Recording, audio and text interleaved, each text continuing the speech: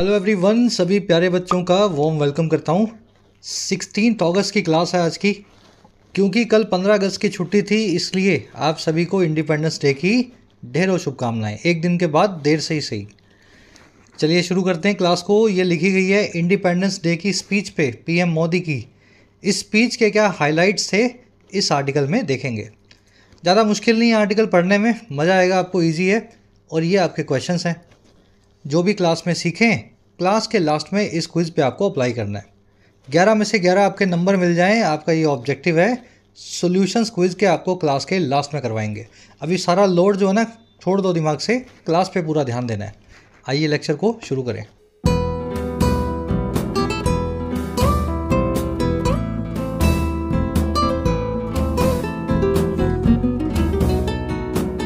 कह रहे जी freedom notes. Note तो आप समझते ही हैं, नोट्स बनाते हैं ना आप। और फ्रीडम मतलब आज़ादी।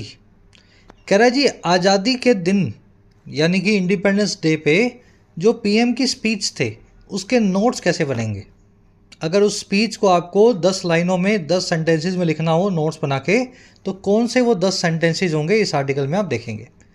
दूसरा, आज़ादी से रिलेटेड अगर कोई बात करनी हो तो उसके क्या नोट्स बनेंगे। सही मायनों में आज़ादी क्या है ये भी आप इस आर्टिकल में देखेंगे। तो दोनों चीज़ों को कंपेयर किया है, पीएम का क्या मानना है और देश में आज़ादी के क्या मायने होने चाहिए। हमेशा टाइटल देखा करो, उसके 2 मीनिंग्स निकलते हैं। द हिंदू की एक खास बात है। चलिए टाइटल पैराग्राफ देखते हैं क्या कहना चाह रहा है। कह रहा है India must make its governments must more accountable to the people. कह रहा है इंडिया को बनाना ही चाहिए मस्ट मेक। और क्या बनाना चाहिए, इसकी सरकारों को, गवर्नमेंट्स को, और क्या, और ज़्यादा अकाउंटेबल और ज़्यादा जिम्मेवार। अकाउंटेबल यानी रिस्पॉन्सिबल, किसी चीज़ के लिए जिम्मेदार। तो और ज़्यादा रिस्पॉन्सिबल या अकाउंटेबल बनाना चाहिए लोगों के सामने, to the people. Accountable to somebody यानी किसी चीज़ के लिए किसी के सामने जिम्मेदार होना। तो हमारी जो स्टेट सेंट्रल गवर्नमेंट्स हैं लोगों के लिए जिम्मेदार हों, ये इंडिया का as a union, as a state फ़र्ज है। इंडिया सब्जेक्ट है, मस्ट मेक इसकी वर्ब है, अकाउंटेबल टू समबडी ये टू फिक्स्ड है। ये फिक्स्ड प्रेपोजिशनल फ्रेज है, हमेशा याद रखना।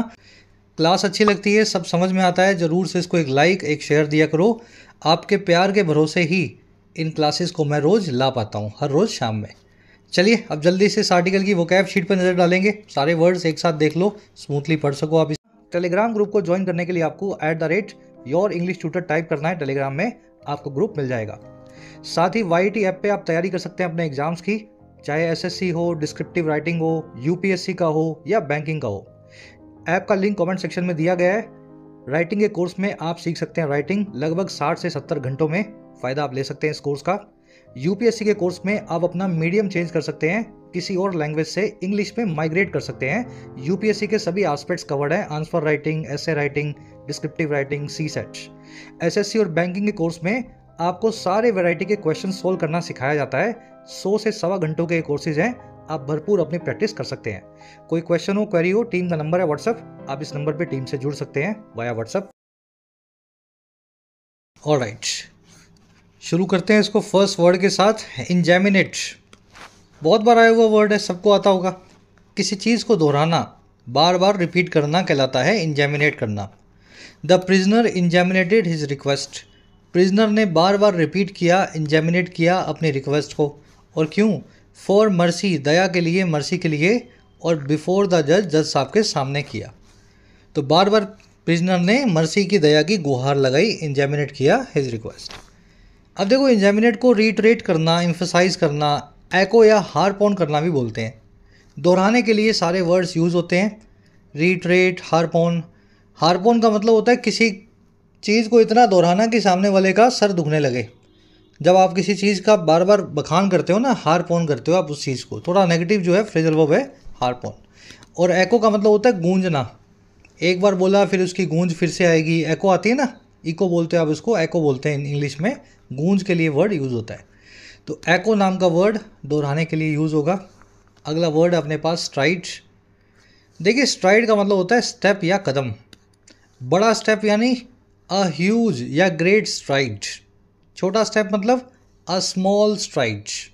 समझ गए। The government has made a great STRIDE, सरकार ने एक बड़ा कदम उठाया है in its war against corruption, अपने करप्शन के अगेंस्ट वॉर में।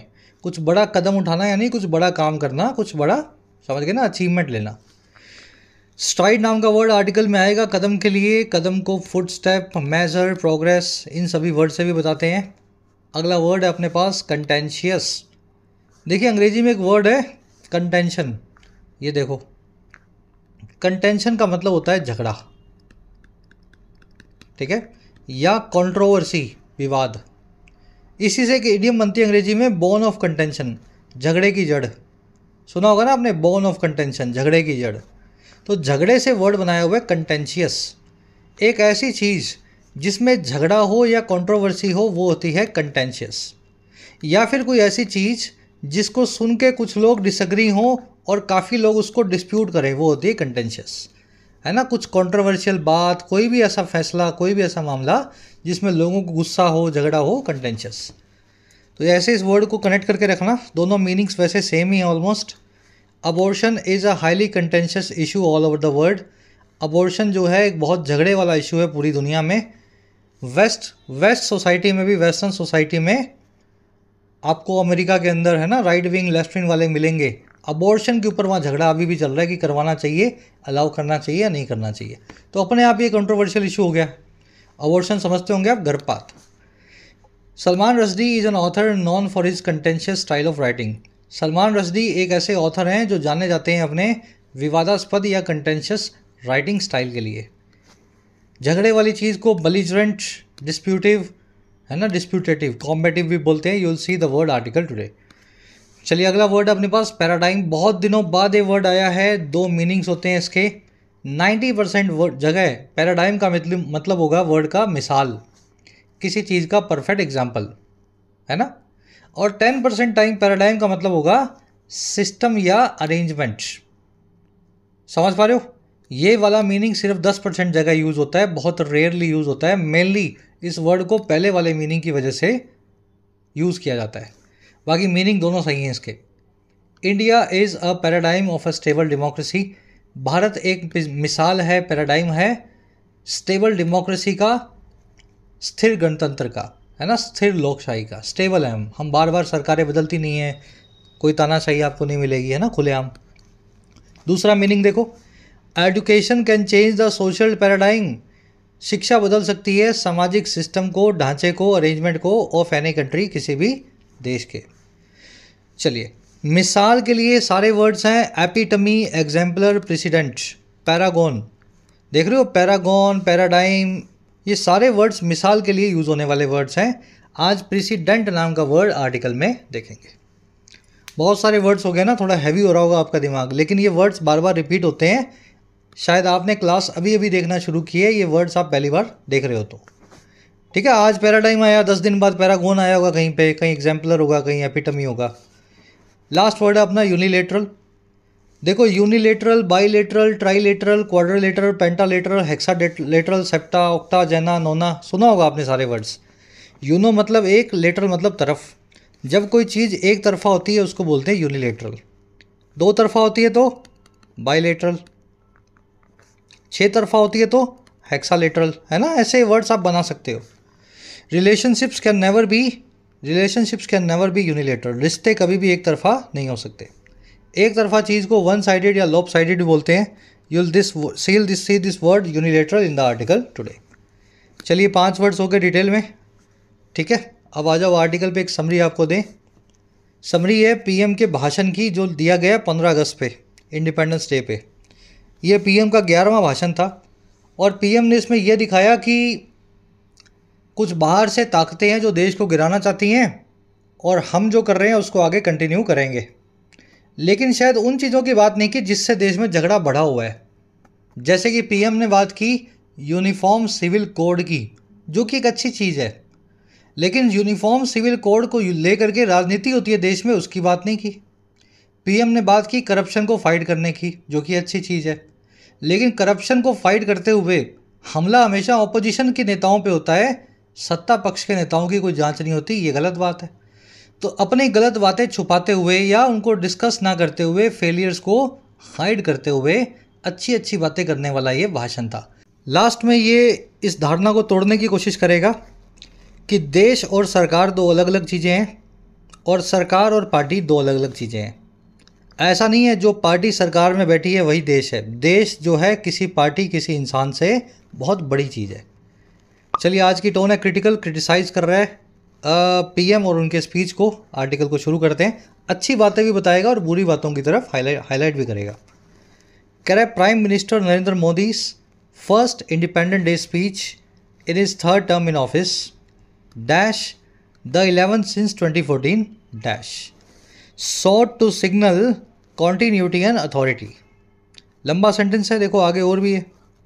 कह रहे पीएम मोदी का पहला इंडिपेंडेंट डे स्पीच, पहला समझ गए ना, स्वतंत्रता दिवस का पहला भाषण। और ये पहला कैसे है? ये इनके तीसरे टर्म में, कार्यकाल में है ऑफिस के अंदर, पीएम की कुर्सी के ऊपर। तो भाई पिछली 10 बार दिया वो तो 2 कार्यकाल थे, तीसरा कार्यकाल अभी शुरू हुआ है, टेन्योर, तो उसका जो पहला स्पीच है। फिर देखो डैश से डैश के बीच में कुछ और भी बता रहा है। कह रहा है जी वैसे ये 11वां है अगर सन 2014 से गिनो तो। कह रहा है स्पीच ने ना सॉट, इसने कोशिश की, सीक सॉट, सॉट यहाँ पे वर्ब की सेकंड फॉर्म है। तो क्या कोशिश की? सॉर्ट करना यानी किसी चीज़ को करने या पाने की कोशिश करना। तो कोशिश की इसने कि ये सिग्नल करे या सिग्नल दे, दिखाए कंटिन्यूटी और अथॉरिटी को, कि चीज़ें कंटिन्यूटी में हैं और हमारी अथॉरिटी में है, हम सब चीज़ों के कंट्रोल में है। ऐसा इस स्पीच में दिखाने की कोशिश की गई। और कब दिखाने की कोशिश की गई? Particularly in the context of the fact that he is now leading a coalition government. खास करके इस कॉन्टेक्स्ट में, इस फैक्ट की, इस तथ्य की बैकग्राउंड में कि अब पीएम मोदी लीड कर रहे हैं एक गठबंधन की सरकार को, कोलिशन गवर्नमेंट को। तो इस स्पीच के अंदर आज भी पीएम ने यही सिग्नल करने की कोशिश की कि भले ही गठबंधन की सरकार है लेकिन आज भी हमारी अथॉरिटी, बीजेपी की अथॉरिटी, पार्टी की अथॉरिटी देश पे कायम है और हम वही करते रहेंगे जो हम करते आए हैं 10 सालों से, कंटिन्यूटी बनाए रखेंगे। अगर देसी भाषा में कहें तो पुष्पा इज़ बैक। तो ऐसा इस स्पीच के अंदर दिखाने की कोशिश किया गया कि सरकार अभी भी उतनी ही पावर से जारी है। इंडिपेंडेंस डे की स्पीच की वर्ब है सॉट करना, यानी किसी चीज़ को पाने की कोशिश करना, किसी चीज़ का पीछा करना या उसको पाने की कोशिश करने के लिए वर्ब यूज़ होती है सीक करना। ठीक है, तो सीक की सेकंड फॉर्म सॉट लगी हुई है। ही आया पीएम मोदी के लिए, वर्ब है इसकी इज़ लीडिंग कोलिशन, यानी गठबंधन की सरकार, मिलीजुली कोऑपरेशन की सरकार।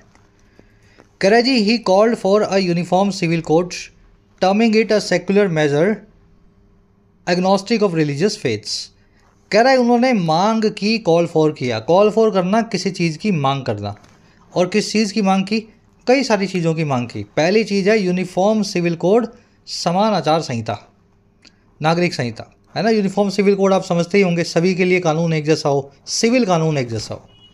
और ये जो उन्होंने मांगा ना, टर्म करते हुए, नाम देते हुए यूनिफॉर्म सिविल कोड को, टर्म करते हुए इट को एक ऐसा सेक्युलर मेजर, एक ऐसा धर्मनिरपेक्ष कदम जो एग्नोस्टिक है, जो इंडिपेंडेंट है रिलीजियस फेथ से, आपके जो है धार्मिक जो है फेथ से। मतलब यूनिफॉर्म सिविल कोड जो है किसी धर्म से नहीं जुड़ा हुआ, ऐसा इन्होंने इशारा करने की कोशिश की। तो पहली चीज़ तो उन्होंने ये मांगी। फिर दूसरी चीज़ क्या मांगी? 1 नेशन 1 इलेक्शन, पूरे भारत में एक ही बार में एक ही इलेक्शन हो, साल में एक बार या 5 साल में एक बार। और तीसरी चीज़ क्या मांगी? And increase safety of women against the backdrop of sexual assault and murder of an on duty doctor in Kolkata recently. और तीसरी इन्होंने मांग की बढ़ी हुई सेफ्टी की, इंक्रीज सेफ्टी की, जो है विमेन या औरतों के लिए। इस परिदृश्य को देखते हुए, इस बैकड्रॉप को देखते हुए, अगेंस्ट दिस बैकड्रॉप, जो है एक सेक्सुअल असॉल्ट और मर्डर का एक ऑन ड्यूटी पे काम करती हुई डॉक्टर का कोलकाता में रिसेंटली। तो ये 3 चीज़ों की मांग इन्होंने अपने स्पीच में की। यूनिफॉर्म सिविल कोड होना चाहिए, लाएंगे, है ना। और 1 नेशन 1 इलेक्शन भी लाएंगे और औरतों के लिए सुरक्षा को और मुस्तैद करेंगे। ही की वर्ब है कॉल फॉर करना, डिमांड करना। और कॉल से बनने वाली ये चारों इडियम्स भी आपको याद हों। कॉल ऑन या कॉल अपॉन, किसी से किसी चीज़ की डिमांड करना, आह्वान करना। कॉल इन ऑन, किसी के पास ब्रीफ विजिट करना। आप ऑफिस के लिए निकल रहे थे, रास्ते में किसी से मिलते हुए गए, you called in on somebody. Call add करना, किसी गाड़ी का, व्हीकल का स्टेशंस पे रुकते हुए जाना, जैसे गाड़ी जो है पहले स्टेशन पे कॉल ऐड करेगी 2 मिनट, फिर दूसरे पे करेगी कॉल ऐड 5 मिनट, लास्ट में कॉल आउट करना, किसी को चैलेंज करना, कॉल करके आप किसी को आउट यानी बाहर बुला रहे हो, घर से बाहर बुला करके किसी को चुनौती दे रहे हो। तो ये 5 फ्रेजल वर्ब्स कॉल से बनने वाली सबको आती हूँ, बार बार आपको करवाता हूँ। चलिए आगे बढ़े। कह रहा है जी mister Modi said there were attempts to destabilise the economy of the country. Modi ji ने यह भी कहा कि अटेम्प्ट्स हो रहे थे, कोशिशें हो रही थी डिस्टेबलाइज करने की, अस्थिर बनाने की देश की इकोनॉमी को। और ये काम कैसे कहा उन्होंने, ये बात कैसे कही? Echoing the BJP's view on a recent report by US based short seller Hindenburg Research। कह रहा है जी एको करते हुए, दोहराते हुए, रीट्रेट करते हुए, इंजेमिनेट करते हुए बीजेपी नाम की पार्टी की व्यू को, नज़रिए को, जो एक रीसेंट रिपोर्ट पे था। और ये रिपोर्ट आई थी यूएस में बेस्ड एक short seller company Hindenburg research की। और ये कंपनी कौन सी है? That has accuse the head of stock market regulator SEBI of conflict of interest. ये वही रिपोर्ट है जिसने एक्यूज़ किया है सेबी के हेड को, और किस चीज़ का? कॉन्फ्लिक्ट ऑफ इंटरेस्ट का। कॉन्फ्लिक्ट ऑफ इंटरेस्ट क्या होता है? आप किसी ऐसे मामले में जज बन के बैठे हो जो मामला आपको खुद को भी प्रभावित करता है। जैसे आप ही के ऊपर केस हो और आप ही उसका फैसला कर रहे हो। आप ही के ऊपर केस है चोरी का और आप ही जज है फैसला करने वाले, तो आप क्या फैसला करेंगे? ये कॉन्फ्लिक्ट ऑफ इंटरेस्ट होता है। यही सेबी के ऊपर, सेबी के चीफ के ऊपर लगा है। लंबा सेंटेंस है। मोदी जी ने यही बोला कि ये जो रिपोर्ट है हिंडनबर्ग, सब बकवास है, ये झूठ बोल रहे हैं। बीजेपी पार्टी का भी व्यू यही है और मोदी जी का व्यू भी उन्होंने दोहरा करके अपने स्पीच में बताया। समझ आ गया सेंटेंस? मोदी जी की वर्ब है सेड, अटेम्प्ट्स की वर्ब है वर। जब मोदी जी ने ऐसा कहा तब वो एको कर रहे थे, दोहरा रहे थे बीजेपी के नज़रिए को। दैट आया है इस रिपोर्ट के लिए। रिपोर्ट की वर्ब है हैज़ अक्यूज्ड। इसने अक्यूज़ किया है सेबी के चीफ को। क्या नाम है उनका? माधुरी, है ना? माधुरी नाम है ना उनका, देख लेना क्या नाम था, माधुरी नाम था शायद उनका।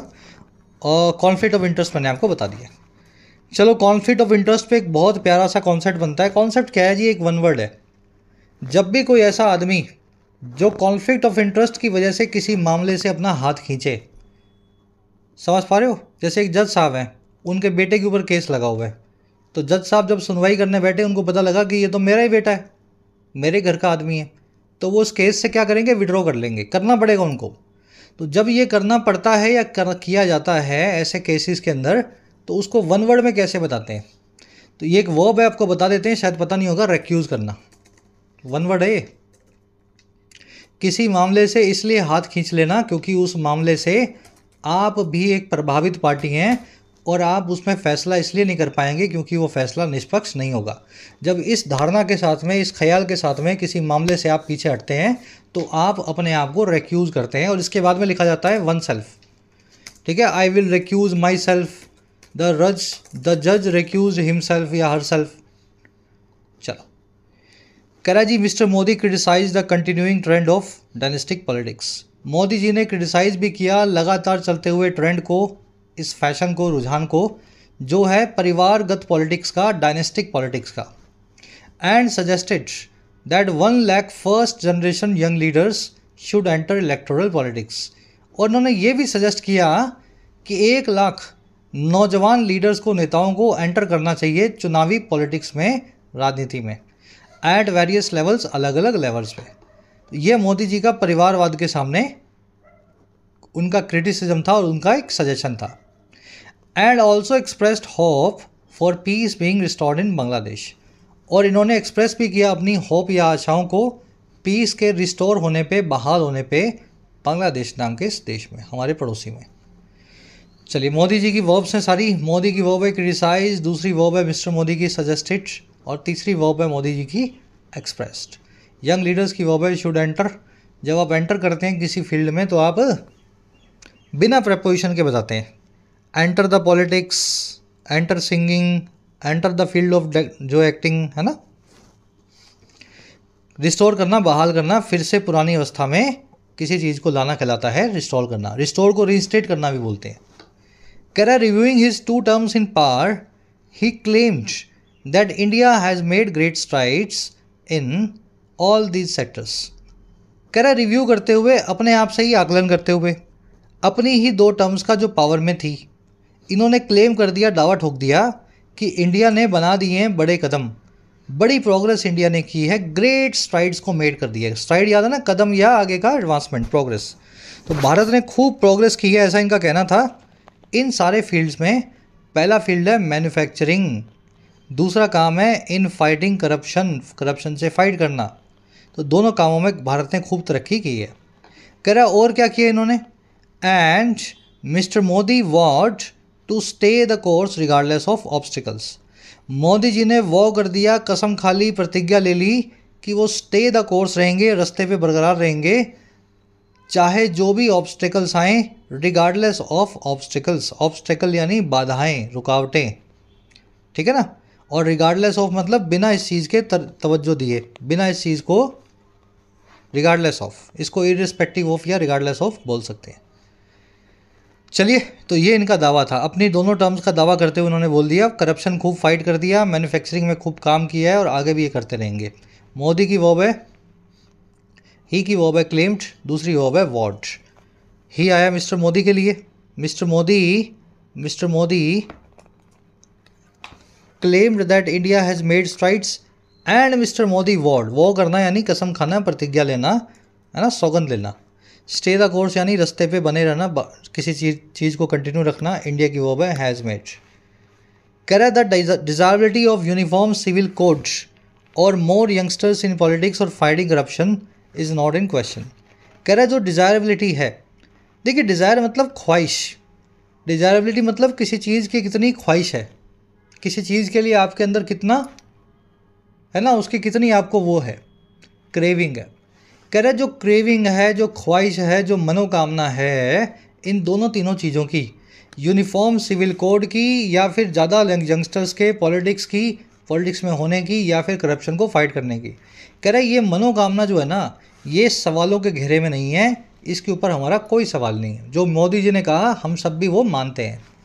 डिज़ायरेबिलिटी यानी मनोकामना समझ लिया आपने, ख्वाहिश समझ लो इसको, वो है इसके इस। कह रहा but unfortunately all these remain contentious issues. कह रहा लेकिन दुर्भाग्यवश ये सारी चीज़ें बनी हुई हैं झगड़े वाले इश्यूज़, कंटेंशियस इश्यूज़। और क्यों बने हुए हैं, आगे रीज़न भी बता रहा है। Largely due to the government's partition approach, ये बने हुए हैं मोटे तौर पे ड्यू टू यानी वजह से, सरकार यानी गवर्नमेंट की पार्टीशन, पक्षपात भरी अप्रोच की वजह से।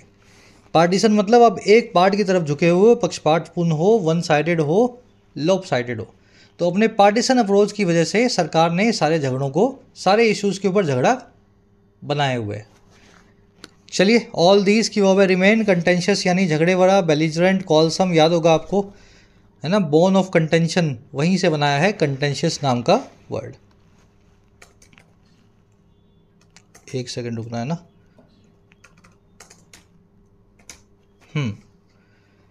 चलिए नेक्स्ट पैराग्राफ पे आते हैं। अब इस स्पीच की आपको और कमियां बताएगा जो मोदी जी ने कहना भूल गए। कह रहा the leader of the opposition Rahul Gandhi was seated in the back row of the audience at Red Fort. कह रहा जो अपोजिशन का लीडर थे राहुल गांधी, उनको सीट किया गया, बिठाया गया। सीट करना यानी बिठाना, पैसिव वॉइस में उनको बिठाला गया, बैक रो में, पिछली कतार में, ऑडियंस की, रेड फोर्ट पे, लाल किले पे।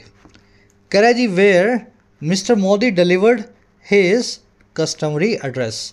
कह रहे जहाँ पे मोदी जी ने डिलीवर किया था अपने परंपरागत या रिवाज वाले एड्रेस को।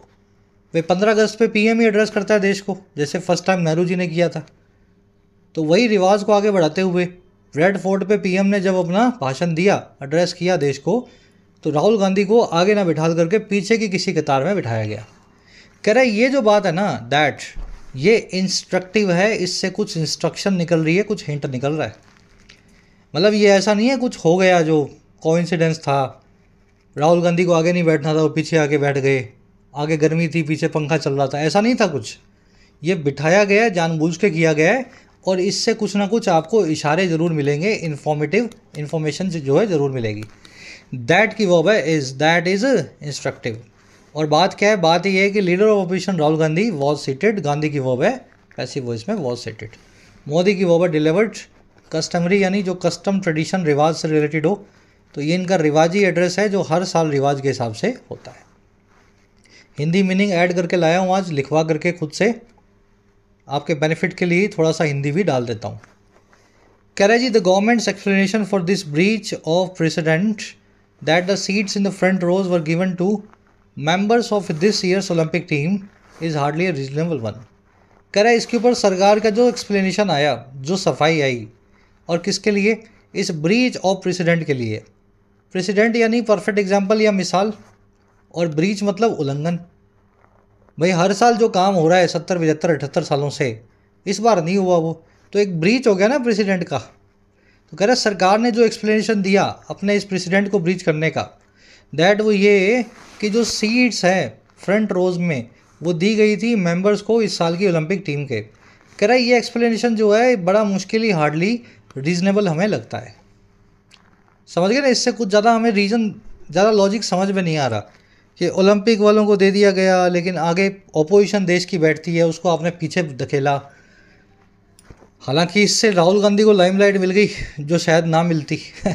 बीजेपी का पूरा प्रोग्राम था, पीएम को स्पीच देना था, लेकिन सारे कैमरे राहुल गांधी पे पड़े रहे कि राहुल गांधी कहाँ बैठा है। मतलब अपने पैर पे कुल्हाड़ी मारने जैसा काम लग रहा है ऑलमोस्ट। चलो, एक्सप्लेनेशन की वर्ब है इज, सीट्स की वर्ब है वर गिवन, प्रेसिडेंट यानी मिसाल। याद रखना, मिसाल यानी प्रेसिडेंट से मिलता जुलता एक और वर्ड है प्रेसिडेंस। देखो, डेंट और डेंस, टी हटाया सी लगाया। प्रेसिडेंस का मतलब है प्राथमिकता या वरीयता। जैसे आपको पढ़ाई और इंस्टाग्राम में से प्रेसिडेंस देना हो तो आप किसको देंगे भाई? सच में तो आप किसी को भी चीज़ को भी देते हो, लेकिन देनी चाहिए पढ़ाई को, ठीक है ना। You should give precedence to your studies over Instagram या ओवर समथिंग एल्स। तो प्राथमिकता के लिए वर्ड यूज़ होने वाला है, दोनों अलग वर्ड्स हैं, आज के क्विज में मैंने पूछे हैं आपसे।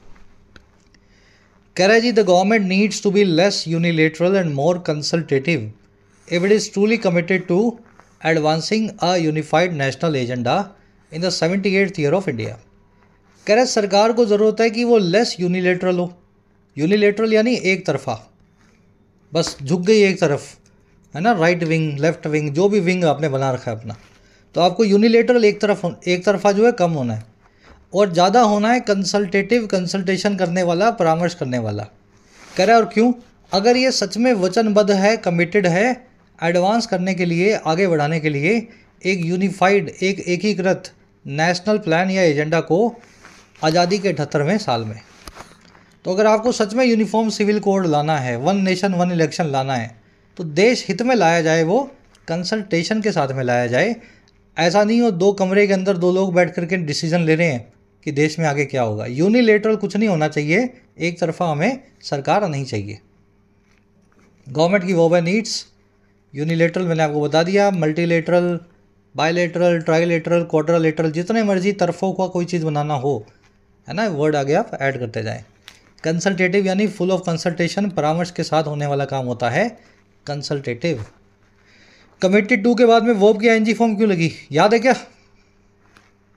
इसलिए लगी क्योंकि ये सारे फ्रेजेस अंग्रेजी में टू के बाद में लेते हैं वर्ब की आईएनजी फॉर्म या फिर किसी नाउन को। इन फ्रेजेस की लिस्ट देख लो, इसी में आपको कमिटेड टू मिल जाएगा, ज़रूर मिलेगा। देखो, committed to, resort to, close to, call to, change to. Video pause करो, एक बार सबको बोलो, बोलते बोलते याद हो जाएंगे। 4-5 बार अगर इनको रिपीट कर लोगे 4-5 दिनों में, एक भी इनमें से ऐसा वर्ड नहीं है जिसके बाद नाउन की, वर्ब की बेस फॉर्म आ सके, ठीक है ना। एडमिट टू डू समथिंग नहीं, एडमिट टू डूइंग समथिंग लिखना पड़ेगा। एडवर्स टू लिव नहीं, एडवर्स टू लिविंग। चलो, स्क्रीनशॉट ले लेना इसका, जिसको ज़रूरत हो, बढ़ेंगे आगे। नाउन भी आ सकता है और वर्ब की आईएनजी फॉर्म आएगी ही आएगी अगर नाउन नहीं है, तो इसीलिए कमिटेड टू के बाद में एडवांसिंग लिखा है, वर्ब को आईएनजी फॉर्म में रखा है। कह रहा है जी, a uniform civil code in a country as diverse as India requires consensus building. कह रहा है अगर यूनिफॉर्म सिविल कोड लाना है एक ऐसे देश में जो डाइवर्स है इंडिया के जैसा, यानी इंडिया की बात हो रही है, डाइवर्स ही है ना। साउथ के लोगों के, नॉर्थ ईस्ट के लोगों के नाम भी आप गेस नहीं कर सकते हो कि उनके नाम कैसे होते हैं। तो इतना डाइवर्स कंट्री है, कल्चर अलग, लैंग्वेज अलग, फूड अलग, शक्लें अलग। तो ऐसे एक देश में अगर यूनिफॉर्म सिविल कोड लाना है ना, तो इसकी ज़रूरत होगी कंसेंसस बिल्डिंग की, आम सहमति या आम राय को बनाने की। सबको बैठा लो, बात करो, फिर लास्ट में कंसेंसस निकले कि कैसे लाया जाएगा। कह रहा है एंड, और किस चीज़ की ज़रूरत होगी? Ending the opportunistic use of issue to attack Muslim community. ज़रूरत है एंड करने की, ख़त्म करने की उस मौका परस्त इस्तेमाल को जो है यूनिफॉर्म सिविल कोड के इशू का, और इस्तेमाल होता है अटैक करने के लिए मुस्लिम समाज को। तो ये दो काम आपको करने होंगे। सबसे कंसेंसस करके लाना है यूनिफॉर्म सिविल कोड यूसीसी, और किसी को मौका नहीं देना है, किसी भी बेशरम नेता या उसकी पार्टी को, कि यूसीसी का इस्तेमाल करके किसी जाति या धर्म विशेष पे वो अपनी रोटियां सेके। अपॉर्चुनिस्टिक या मौका परस्त यूज़ नहीं होना चाहिए। इस वर्ड को पकड़ लेना, अपॉर्चुनिटी से बना है अपॉर्चुनिस्टिक, अवसरवाद या मौका परस्ती। चलिए आगे बढ़ेंगे। कह रहा the government can not fight corruption by investigating only opposition leaders. कह रहा है सरकार करप्शन भी फाइट नहीं कर सकती इन्वेस्टिगेट करके सिर्फ अपोजिशन लीडर्स को जांच के दायरे में ला करके, सिर्फ विपक्ष के नेताओं को। और क्या करके?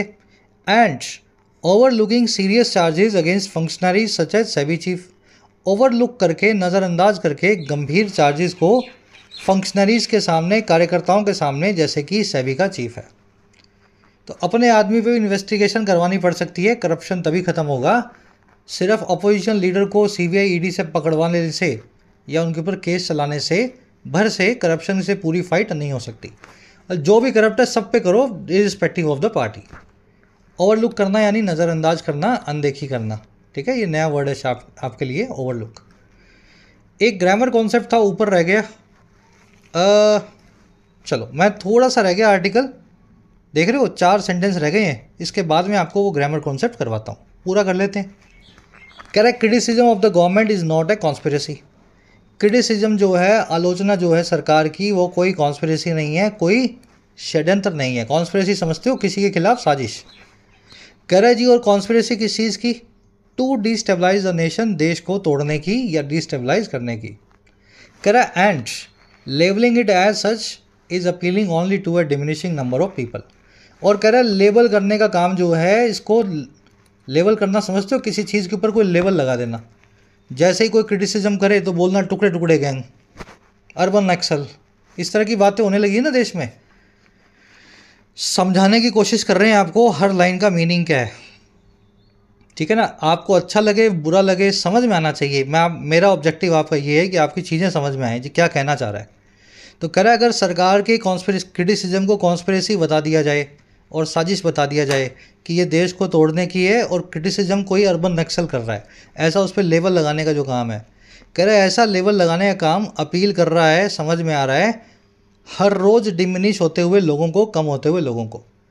आज से 10 साल पहले ये 100 करोड़ लोगों को समझ में आता था, आज की डेट में शायद 15-20 करोड़ लोगों को आता है, और 5 साल बाद कुछ बहुत कम लोग होंगे, है ना, आपकी बात से इत्तेफाक रखने वाले। क्रिटिसिज्म की वर्ब है इज, कॉन्स्पिरेसी यानी साजिश, केवल कबाल, है ना, कबाल, मैन्यूवर, मैकेनिशन, सभी साजिश के सिनोनिम्स हैं। मैन्यूवर की स्पेलिंग देख लेना, बहुत बार करवा दी आपको, मैनो, EU और व्रे, ऐसे अगर तोड़ के याद रखोगे तो याद रहेगी, साजिश या पैंतरेबाजी के लिए यूज़ होती है। लेबलिंग की वर्ब है इस। लेबल करना, टर्म करना एक ही बात है। ऊपर वर्ड आया था टर्म, कहीं आया था, है ना, टर्म का मतलब, और लेबल करना किसी चीज़ पे कोई लेबल लगाना। कह रहा है independence day should be a good occasion as any other.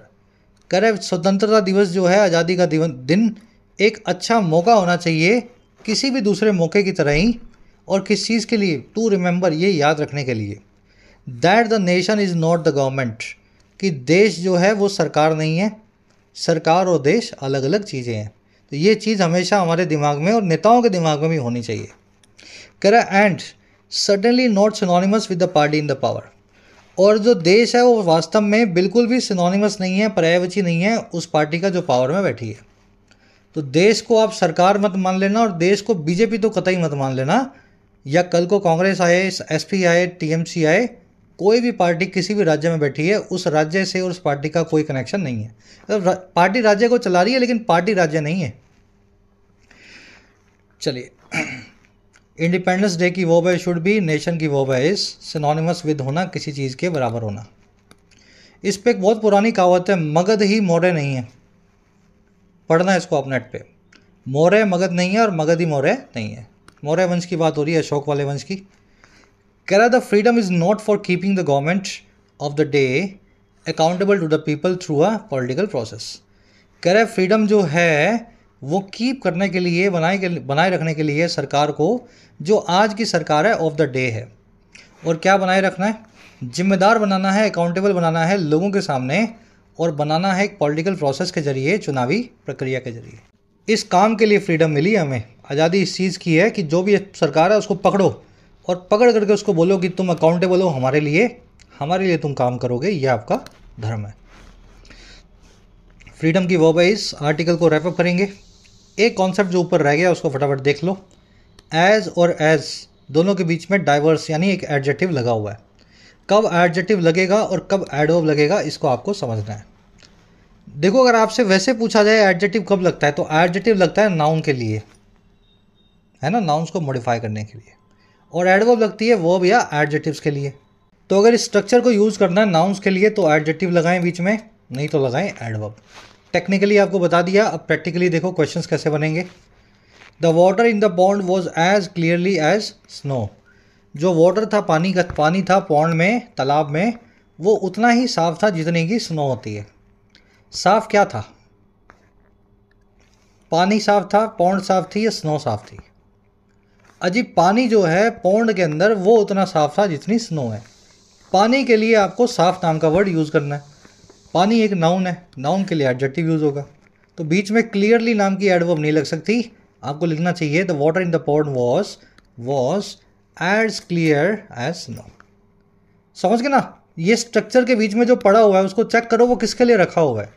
Noun के लिए तो फिर एडजेक्टिव फॉर्म में आ जाएगा, और वर्ब के लिए तो फिर एडवर्ब फॉर्म में आएगा। The teacher explain the concept as clear as necessary for everyone to understand. Teacher ने एक्सप्लेन किया कॉन्सेप्ट को उतनी क्लैरिटी के साथ में, उतना क्लियर मैनर में जितना ज़रूरी था हर एक आदमी के समझने के लिए।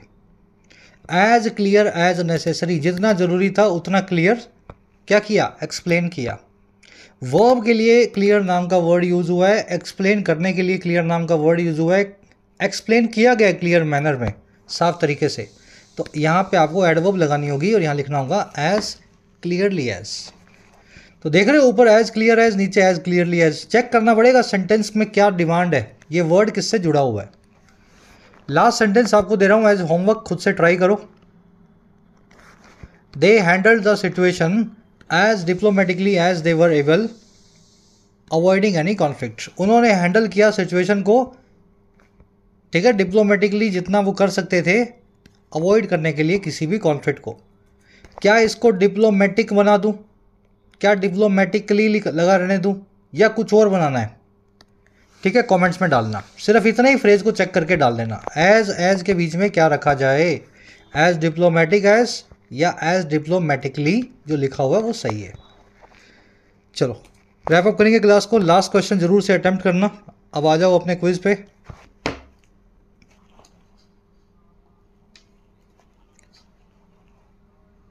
कह रहे जी ऑथर क्या सजेस्ट करता है, रियल मीनिंग क्या है इंडिपेंडेंस डे का? इन चारों में से क्या लगता है सच्चा मीनिंग, सच्चा अर्थ क्या है इस दिन का? ट्राई देना है खुद से। फर्स्ट कमेंट में आंसर मैंने डाल दिया है,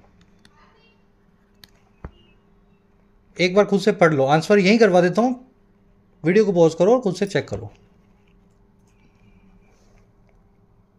इंडिपेंडेंस डे का रियल मीनिंग यही है कि देश आज़ाद हुआ है, और देश पार्टी से भी आज़ाद है और सरकार से भी आज़ाद है।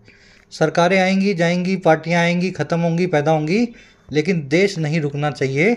The nation is not synonymous with the ruling party. देश पार्टी का पर्यायवाची नहीं है, ठीक है। मगध ही मौर्य नहीं है, मौर्य ही मगध नहीं है। तो ये सी आंसर बनेगा फर्स्ट में। चलो, according to the article what should be the government's approach to implementing a uniform civil code. सरकार की अप्रोच क्या होनी चाहिए इस आर्टिकल के हिसाब से यूनिफॉर्म सिविल कोड को लाने की? इन चारों में से क्या काम करना चाहिए सरकार को? वीडियो को पॉज करें, आंसर को फर्स्ट कमेंट से चेक कर सकते हैं, मैं भी करवा दूंगा यहाँ। यूनिफॉर्म सिविल कोड जो है लाना चाहिए कंसेंसस को बिल्ड करते हुए, सहमति को बनाते हुए, ना कि यूज़ करते हुए इसको एक मौके की तरह किसी भी कम्युनिटी को अटैक करने का। सही देश हित में लेकर के आओगे उस दिन ये आसानी से लाया जा सकेगा। सी आंसर बनेगा। चलिए, अप्रोच टू के बाद में भी वर्ब की आईएनजी फॉर्म लगी है। फिर से रीजन बता रहा हूँ, ये सारे फ्रेज काम के हैं, इसी में अप्रोच टू आपको मिलेगा। ऐसा तो नहीं है रह गया इसमें। अप्रोच टू, देखो अप्रोच टू है ना, तो इनके बाद में नाउन या वर्ब की आईएनजी फॉर्म लगानी है, जैसे कि यहाँ भी अप्रोच टू के बाद लगी हुई है। चलिए बीच के क्वेश्चंस देख लो, सारे वोकैब के हैं। हार्प ऑन फ्रेजल वर्ब पूछी है। एक परफेक्ट एग्जाम्पल किसी चीज़ का जो होता है, मिसाल होती है, उसको क्या बोलते हैं? बेलिजरेंट, रिआइट्रेट, इंजामिनेट या एपिटमी। बीच में प्रेसिडेंट और प्रेसिडेंस में से सही वर्ड को चूज करना है, मीनिंग के हिसाब से इस सेंटेंस को पूरा करना है। लॉप साइडेड का आपसे सिनोनिम नहीं एंटोनिम पूछा है, उल्टा पूछा है, तो यूनिलेटरल होगा, बैलेंस्ड होगा या वन साइडेड होगा। और लास्ट में वन वर्ड पूछा है, किसी मामले से अपना जब हाथ खींचा जाता है क्योंकि कॉन्फ्लिक्ट ऑफ इंटरेस्ट हो, तो ऐसे मामले में हाथ खींचने को कौन से वन वर्ड से बताते हैं? आर से बनने वाला वन वर्ड था, अच्छे से बताई थी वो वर्ब, आपको यहाँ पे लिखनी है। आंसर्स फर्स्ट कमेंट में मिलेंगे हर एक क्वेश्चन के, चेक कर लेना। इसी वीडियो के नीचे जाओ फर्स्ट पिन कमेंट में। लास्ट में 4 एरर्स हैं, पहली मिलेगी इस वर्ड की वजह से, दूसरी मिल सकती है इस वर्ड के आसपास, इस फ्रेज़ के आसपास, तीसरी आपको मिलेगी इस फ्रेज़ के अंदर शायद, और चौथी एरर आपको ज़रूर मिलेगी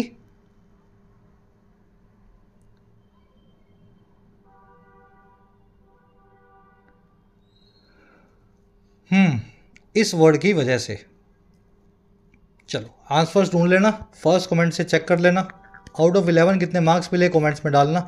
क्लास कैसी लगी आज की, सब कुछ समझ में आया? लास्ट तक पूरा देखने वाले बच्चे लिख दिया करो सर पीडी, मैंने पूरा देखा है पीडी, और सब समझ में भी आ गया मुझे, पीडीआई इंटरेस्टिंग भी लगा। ये आपका फीडबैक मैकेनिज्म है, इसका इस्तेमाल करें, कमेंट सेक्शन में आपके लिए खुला है। चलिए, अंटिल देन